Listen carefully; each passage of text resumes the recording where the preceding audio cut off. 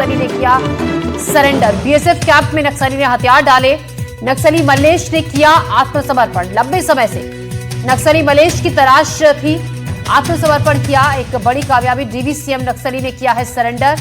अब BSF camp में नक्सली ने हथियार डाले। नक्सली मल्लेश ने आत्मसमर्पण किया है। लंबे समय से नक्सली मल्लेश की तलाश में थी। सुरक्षा बलों की टीम काफी वक्त से मल्लेश को तलाश किया जा रहा था। नक्सली मल्लेश जिसने आत्मसमर्पण किया है, एक बड़ी कामयाबी। डीवीसीएम नक्सली ने सरेंडर किया है। कांकेर में बीएसएफ कैंप में नक्सली ने हथियार डाले। नक्सली मल्लेश ने आत्मसमर्पण किया। लंबे वक्त से नक्सली मल्लेश की तलाश की जा रही थी।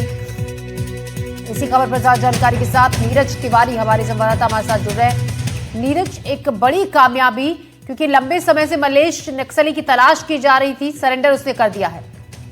देखिए ज्योति, आपको बता दूं कि लंबे समय से इसकी तलाश थी, क्योंकि बीते कुछ वर्षों से जो है मल्लेश उस इलाके में दहशत का पर्याय बना हुआ था। उत्तर बस्तर के इलाके के बाद जो है अन्य इलाकों का वो भ्रमण करता था और AK-47 हथियार जो था इसके पास था। और जब उन्होंने बीती रात को ये खबर निकलकर सामने आई कि मल्लेश जो है छोटे बेटिया के इलाके में, जिस इलाके में कभी 29 बड़े माओवादियों की जो है मुठभेड़ मारे जाने की खबर निकलकर सामने आई थी, वो इलाका बुझमाड़ से जुड़ा हुआ इलाका है, उस इलाके में सक्रिय रहा है। और मल्लेश बीती रात जो है छोटे बेटिया कैंप के आसपास पहुंचा, ग्रामीणों की मदद से ये पहुंचा था। ये जानकारी निकलकर सामने आई है और उसने आत्मसमर्पण की इच्छा जाहिर की है।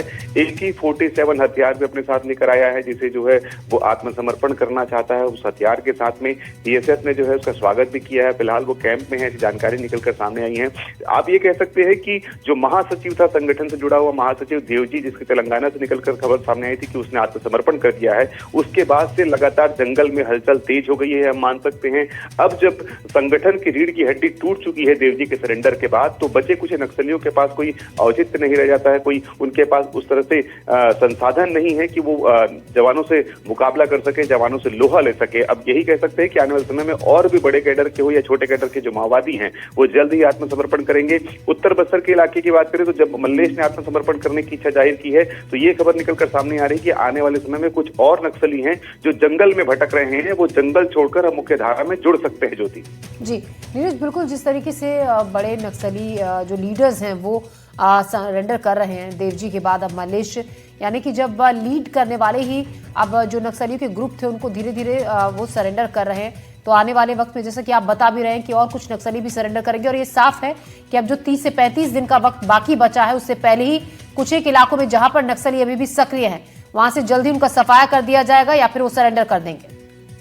देखिए ज्योति, आपको खबर की, देखिए महासमुंद और बड़गढ़ यानी कि उड़ीसा का जो एरिया है, वहां के कुछ माओवादियों ने डिप्टी सीएम गृह मंत्री को जो है एक पत्र जारी किया था। उस पत्र में उन्होंने ये कहा था कि हम जो है आत्मसमर्पण करना चाहते हैं। उन्होंने 2 से 3 मार्च के बीच में आत्मसमर्पण की इच्छा जाहिर की थी और उन्होंने कहा था कि रेडियो में संदेश जो है जारी कर दिया जाए, जिसके आधार पर हम सुरक्षित जो है आत्मसमर्पण कर सके।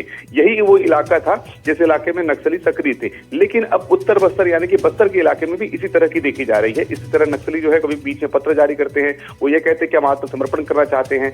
अब जब आत्मसमर्पण करना चाहते हैं तो कुछ नक्सली निकलकर बाहर आते हैं। हमने देखा था कि किस तरह से जगदलपुर में 210 माओवादियों ने आत्मसमर्पण किया था। कांकेर की बात करें तो लगभग 21 माओवादियों ने समर्पण किया था। इसी तरह लगातार जो है आत्मसमर्पण का दौर चल रहा है और हम ये कह सकते हैं कि जब शीर्ष नेतृत्व जो है उनकी नेतृत्व अब खंड खंड हो रहे हैं, यानी कि टूट रहे हैं, आत्मसमर्पण कर रहे हैं, बड़े बड़े लीडर जो है आत्मसमर्पण की राह पर आ रहे हैं, मुख्य धारा से जुड़ना चाह रहे हैं, तो छोटे नक्सलियों के पास कोई रास्ता नहीं बचता है, क्योंकि वो ऐसे नक्सली थे जो संगठन को संभाल रहे थे। लेकिन अब इनके पास संगठन संभालने के लिए किसी के पास कमान नहीं नजर आती है, तो जो माओवादी हैं अब वो वापस आ रहे हैं। बीते अगर कुछ दिनों की बात करें तो लगभग 25 सालों से जो माओवादी, माफ कीजिएगा 15 सालों से जो माओवादी फरार था, वो अब अपने घर लौट रहा था। उसे जो है कांकेर पुलिस में सफलता मिली थी। तो इस तरह से जो माओवादी हैं वो लगातार वापस आ रहे हैं और उसका फायदा भी मिलता जा रहा है कि सरकार की जो नीति है, सरकार कह रही है कि हम 31 मार्च तक नक्सल को समाप्त कर देंगे। उस दिशा में जो कार्य है वो कारगर साबित होता नजर आ रहा है। ज्योति जी, बहुत शुक्रिया नीरज आपका जानकारी के लिए। तो जिस तरीके से जो रणनीति बनाए गए, जो ऑपरेशन चलाए जा रहे हैं नक्सलियों के खिलाफ, उसका असर भी दिख रहा है। एक के बाद एक बड़े टॉप लीडर्स नक्सलियों की सरेंडर कर रहे हैं और आने वाले वक्त में जो बचे कुछ नक्सली हैं वो भी सरेंडर